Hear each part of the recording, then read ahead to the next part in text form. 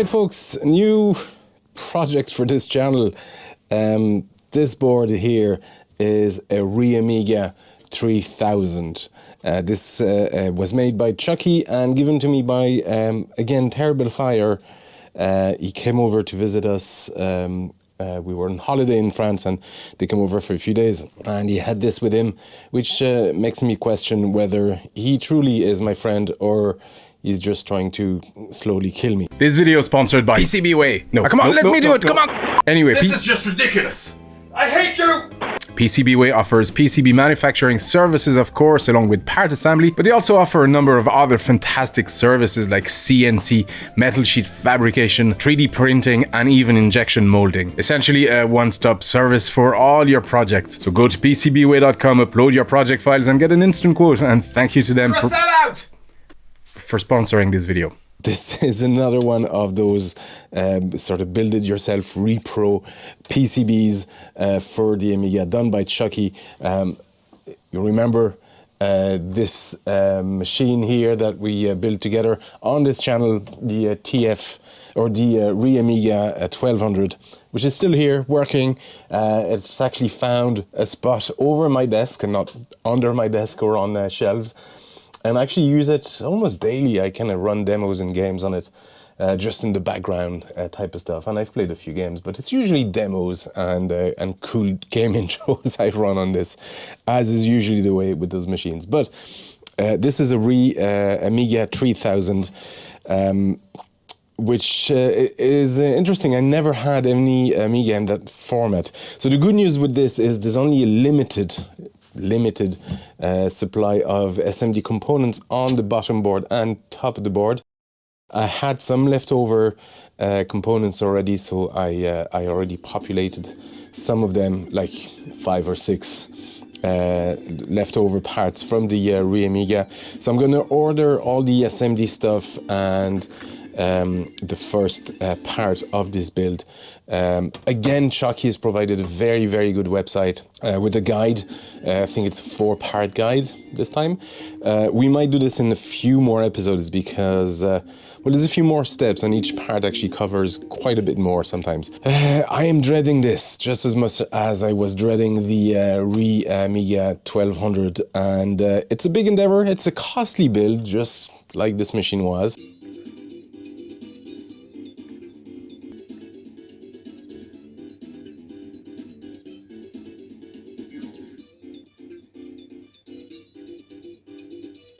To anybody out there who thinks Terrible Fire and Chucky are your friends, they're not. They're evil. Before I continue, I just want to actually just say a couple of things on, well, this and the Amiga. So I have some parts for this already. I have a lot of sockets and I have a lot of the connectors, a lot. I have some of the connectors, the audio and the video stuff and the joystick parts and all that kind of stuff. I have those already. You must resist the temptation to put them in. And I've said this before in the Amiga, but I was talking specifically about, you know, parts and components, but it also includes the connectors. You must resist to put them in right away. And the reason is, if anything happens, if this goes wrong in a horrible fashion and I mess this board entirely, I will have less parts to desolder to try and salvage afterwards. Oh man, I made a mistake of watching Gadget UK's repair on an Amiga 3000 and finding out that a lot of these chips are sort of unobtainium. I thought the DMAC was the main one, but Amber, Fat Agnes apparently, and even the RAM here can be an issue to source. So I'm glad I watched it, but I'm also, yeah, I'm not sure. I'm second guessing myself now with this build. I suppose if you're seeing this by now, it's because I decided to go ahead, but I'm not sure how to go about it. Yeah, a bit more thinking later. I think what I'll do is essentially build it to as many parts as I can get, and this might be a long project down the line of sourcing really important missing parts. But yeah, I'm really afraid of this build. It's going to be costly, and there's no guarantee that I'll ever get a working machine out of this, just because so much of it is unobtainium. So yeah, interesting. I think what I'll do, like I said, I'll just populate as much as I can. I'll put sockets everywhere, and worst case scenario, we'll have a working test machine for chips or something like that. We'll see. No promises that this series will ever see a proper working board, and I shouldn't be saying that in the first video, but that's, you know, I have to think ahead when it comes to stuff like that. Yeah. Anyway, let's get on with things. Not think about it too much. Okay, so I got all the SMD stuff in. Next, we need to put those resistor arrays. There's quite a lot, and I have a few bags of these. I think I have all of them. So we need to put all of them except 802, 803, 804. So if it's these three here, and I think they're around the SCSI bus. Again, that's specified in the jockey's guide. So anyway, let's get going. These are true hole. I think it's all true hole from there. We've done all the SMD.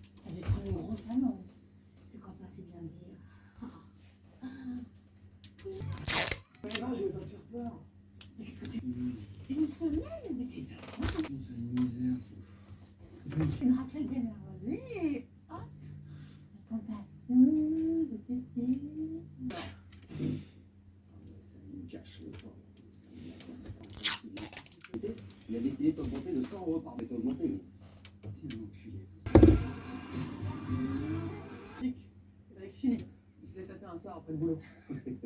All right, so that's our resistor networks and, well, buses and all that kind of stuff. I am missing, however, and it's my mistake, those 4.7 buses. So there's 1, 2, and 3. I think that's all, and I actually see one here.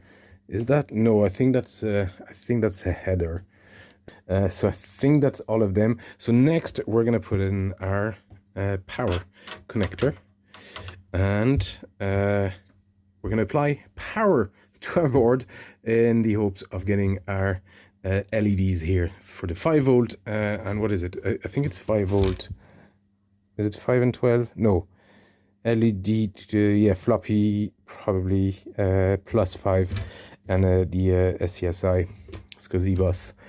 So I have here the power connector in. I don't have an Amiga 3000 power supply. They're hard to find, rare, and to be honest, I'm better off with a more stable power supply. When it comes to stuff like that, modern power supply are most likely to be much better and reliable than older power supply.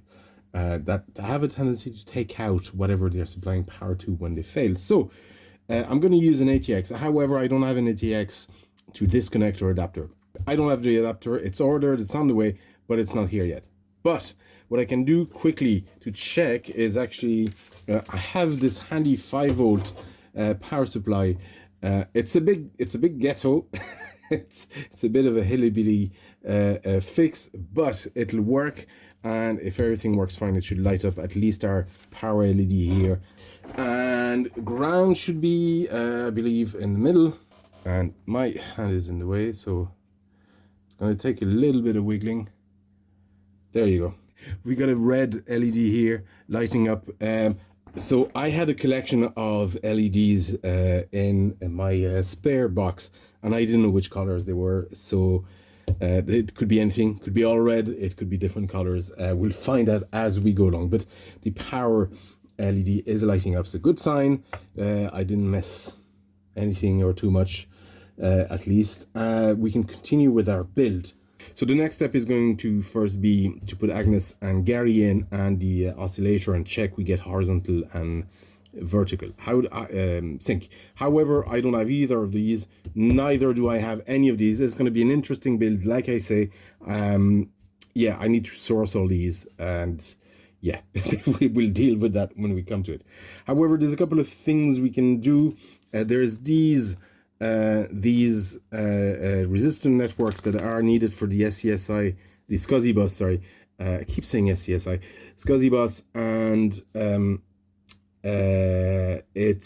they're not needed yet. We don't need to put them in, but I have them, and I don't really want to just have them around like that. It's a good way to lose them. I like to order parts as I need them in batches. So I'm going to put them in, but I'm going to put them in sockets. And I watched Chucky's build video on this, and this is essentially what he was doing. He just put sockets or headers, female headers here, and just put the resistors networks there. So if he needs to remove them for testing, whatever, they can be removed. And I think there's some requirement for SCSIs to be able to kind of remove them. I'm not sure. I haven't really followed or read the rest of the guide. There's also, we can technically put in the oscillator here, which I have, and there's a voltage detector that we'll need to put in before we put the sockets for Gary and Agnes, because that's going to be in the way. So I'm going to put those two here, and from that, hopefully by the time I do that, I'll have my connector. If not, that's okay. We'll be able to test that there's a clock. Simple as switching this to change the mode of your computer from boot. And I found that while booted NTSC, which of course far, I haven't been able to get an answer from anyone as of while I fill. This chip. All right, so I got my power supply in. I got my adapter here. Interesting. I thought this was a standard adapter. This is like 2 extra. I thought this was ATX. I'm not sure what this is, but I did check the pin out. It all matches. It's all the same. It's just this one has 2 extra. What is it? Ground plus ground and plus 5 and 3, and yellow is 12. 3.3 and 12, but they're not obviously connected here. So this should supply everything. The only thing, I'm not sure this is the right power supply. The only thing we don't have is that -5 supplied here. So I might need a different power supply down the line. If anybody knows what type, let me know, because this guy doesn't do -5. It does 3.3 plus 5 plus 12 -12. And I thought this was ATX. I thought ATX is what I need. So anyway, this should supply. We've got our oscilloscope here plugged in, and there's 2 points where we can measure. I think it's either here going in to Gary and out buffered is this guy. Let's just set up first. This takes a minute to boot. Let's get rid of the screen. I want measurements. Nice. Yeah, it's this guy. There you go. Wow. Yeah, and indeed we have 28 point something. Cool. Phase 1 done. I'm gonna power this off. I'm gonna power this guy off as well. I don't need it anymore for now. And I think here is a good place to stop this video. Well, not so much a good place, but I have no choice. Essentially, I don't have. For the next steps, I'm going to need Gary and Fat Agnes at least, and I have neither, so I need to source those first. And yeah, that's the reality of this build. I started this build without any of the customs, which is probably a bad mistake. I said the Super DMAC might be tricky to find. Certainly, I think a few of these will too.